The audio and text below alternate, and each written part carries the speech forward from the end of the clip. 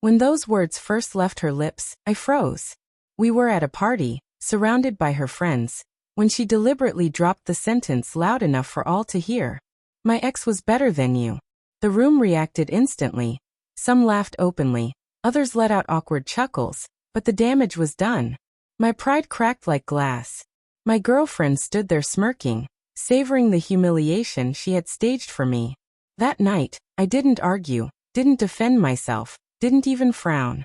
I gave her a faint smile, tucking the sting deep inside where she couldn't see. I had always been good to her, funding her whims, cheering for her dreams, even cutting off friends who warned me about her. But in that moment, I finally understood. She never truly valued me.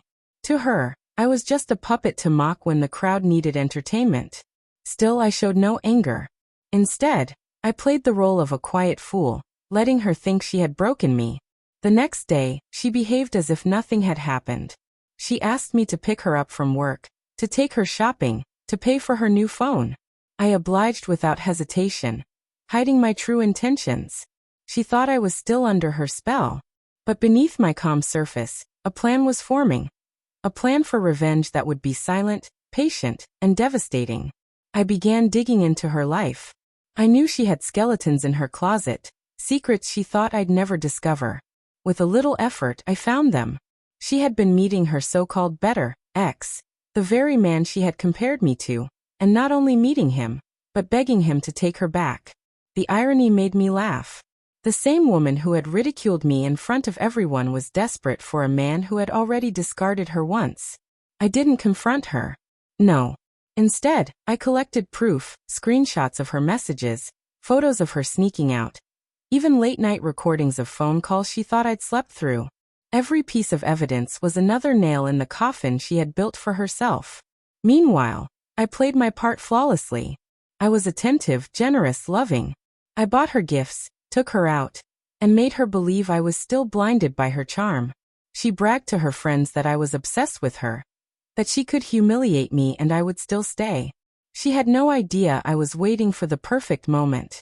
That moment came when she invited me again to a gathering with her friends, the same group that had laughed at my expense before. I arrived calm, polite, and sweet as usual. But this time, I had a surprise prepared.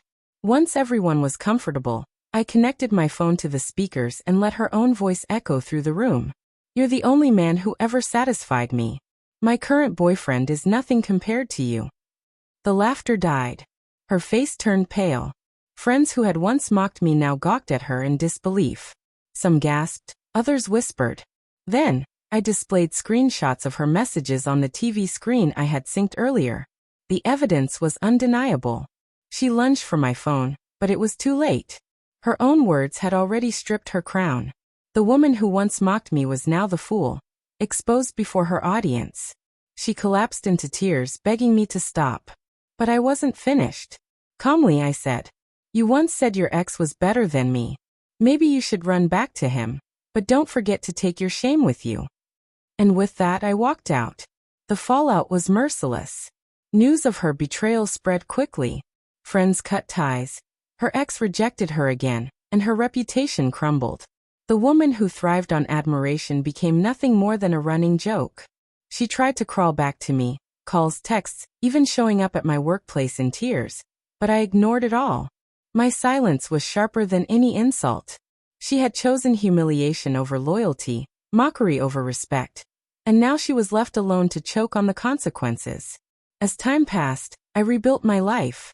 I focused on work, reconnected with old friends, and found peace in the quiet justice I had delivered. People who once pitied me now admired me for my composure. Meanwhile, she spiraled into isolation. No friends, no ex, no one left to deceive. Wherever she went, her betrayal followed. In the end, I didn't need to destroy her. I simply held up a mirror, and she destroyed herself. My revenge was never loud. It was silent, patient, and unforgettable. She had thought humiliating me was a game. She never expected that her own arrogance would end it. I walked away with dignity. She was left broken in the ruins of her own lies.